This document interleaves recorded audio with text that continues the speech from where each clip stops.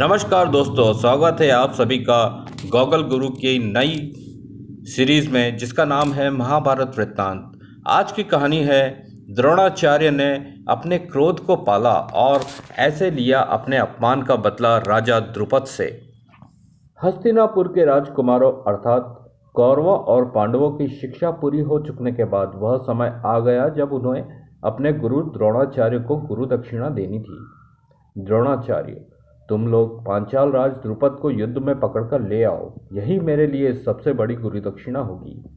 सबने बड़ी प्रसन्नता से गुरु का आदेश शिरोधार्य किया और उनके साथ शस्त्र धारण कर रथ में सवार होकर द्रुपद नगर की ओर कूच कर दिए।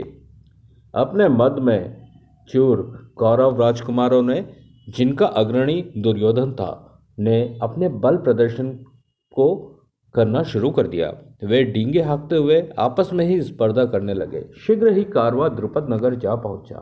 श्रेष्ठ बलवीरों द्वारा आक्रमण की खबर मिलते ही पांचाल नरेश नगर के बाहर युद्ध स्थल पर अपने दल बल सहित पहुंच गए। देखते ही देखते दोनों सेनाओं की ओर से बाण वर्षा शुरू हो गई। पांडवों को युद्ध भूमि में तटस्थ परंतु शांत पाकर द्रोणाचार्य ने पांडवों को युद्ध करने के लिए प्रेरित किया। अर्जुन, आचार्य, पहले दुर्योधन आदि को अपना युद्ध कौशल दिखा लेने दीजिए। ये लोग पांचाल नरेश को पकड़ नहीं पाएंगे, तब हम लोगों की बारी आएगी। पांडवों ने युद्ध स्थल से आधे कोस दूरी पर ही अपने रथों को रोक लिया। इधर द्रुपद युद्ध भूमि में अपने श्रेष्ठ युद्ध कौशल का प्रदर्शन कर रहे थे। वे अलाथ चक्र बनेठी की भांति घूम घूम कर अकेले ही सब कौरवों राजकुमारों का सामना कर रहे थे। उधर अभी कौरव राजकुमार पांचाल नरेश पर काबू पाने का विचार कर ही रहे थे कि पांचाल देश के सभी नागरिकों, जिनमें बच्चे, बूढ़े और स्त्रियां भी थी, ने लाठी, मूसल आदि लेकर कौरवों पर प्रहार कर दिए। कौरवों पर पांचाल सेना और नागरिकों का ऐसा कहर बरसा कि वे उस कहर के सामने एक क्षण भी न टिक सके और सभी रोते चिल्लाते पांडवों के पास भाग आए। कौरवों की शिकस्त देखकर पांडवों ने गुरु द्रोणाचार्य के चरणों में शीश नवाया और अपने अपने रथों पर सवार हुए। युधिष्ठिर आगे बढ़े ही थे कि अर्जुन ने उन्हें रोक दिया। नकुल और सहदेव को रथों के चक्कों की सुरक्षा का भार सौंपा गया। भीमसेन अपनी गदा को लहराते हुए सेना के आगे आगे चलने लगे। पीछे रथ पर अर्जुन अपने गांडीव के साथ मौजूद थे। भीमसेन ने हाथियों के समान चिंगारते हुए द्रुपद सेना में प्रवेश किया और गदा मार मार कर हाथियों के सिरों को फोड़ने लगे। उन्होंने समस्त पैदल सैनिकों, हाथियों, घोड़ों और रथों पर सवार सैनिकों को तहस नहस कर दिया। अर्जुन ने उस महान और विलक्षण युद्ध में बाणों की ऐसी झड़ी लगाई कि पांचाल राज की सारी सेना ढक गई। अर्जुन ने द्रुपद का धनुष और ध्वजा काटकर जमीन पर गिरा दिए और 5 बाणों से 4 घोड़ों और सारथी को मार दिया।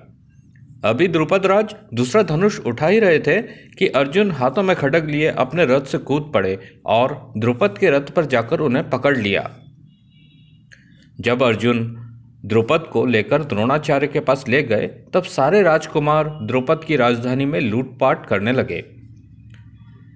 अर्जुन भीम से, भैया भीमसेन, राजा द्रुपद कौरवों के संबंधी है, इनका अहित मत कीजिए। केवल गुरु दक्षिणा के रूप में द्रुपद को ही गुरु के अधीन कर दीजिए। भीमसेन ने अर्जुन की बात मान ली। इस प्रकार पांडव द्रुपद को पकड़कर द्रोणाचार्य के पास ले आए। राजा द्रुपद का सारा घमंड चूर चूर हो गया था और अब वे एक हारे हुए राजा थे। शर्म से उनका सिर झुका हुआ था। राजा द्रुपद की यह हालत देखकर आचार्य द्रोण बोले, द्रुपद, जिस बल और ऐश्वर्य पर तुम्हें घमंड था, वह मैंने जीर्ण शीर्ण कर डाला है। अब तुम्हारा जीना मरना मेरे अधीन है। क्या तुम हमारी पुरानी मित्रता को चालू रखना चाहते हो? द्रोण ने हंसकर कहा, अपने प्राणों की तुम किंचित मात्र भी चिंता न करो। हम स्वभाव से ही क्षमाशील ब्राह्मण हैं। बचपन में हम साथ खेला करते थे, जब हम राजा और तुम ब्राह्मण बना करते थे। वह प्रेम संबंध आज भी तुमसे है। मैं चाहता हूँ कि हम फिर वैसे ही मित्र बन जाएं। मैं तुम्हारा राज्य तुम्हें लौटाता हूँ, पर इसके आधे भाग का स्वामी मैं होऊंगा। यानी तुम्हारी मित्रता अब एक गरीब ब्राह्मण से न होकर एक राजा से होगी। अब तुम मुझे अपना मित्र स्वीकार कर सकते हो। द्रुपद ने द्रोण की मित्रता स्वीकार कर ली, जिस पर द्रोण ने ससम्मान उन्हें उनका आधा राज्य लौटा दिया। परंतु द्रोण की विनयशीलता देखकर भी मन ही मन द्रुपद ने अपनी हार स्वीकार नहीं की। द्रुपद का मन अस्थिर था।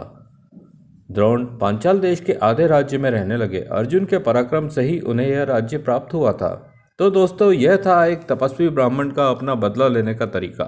द्रोण ने अपने भीतर अपमान के क्रोध को वर्षों तक पाल कर रखा, फिर खुद को इतना बुलंद किया कि वे अपने अपमान का उचित समय पर उचित बदला ले सके।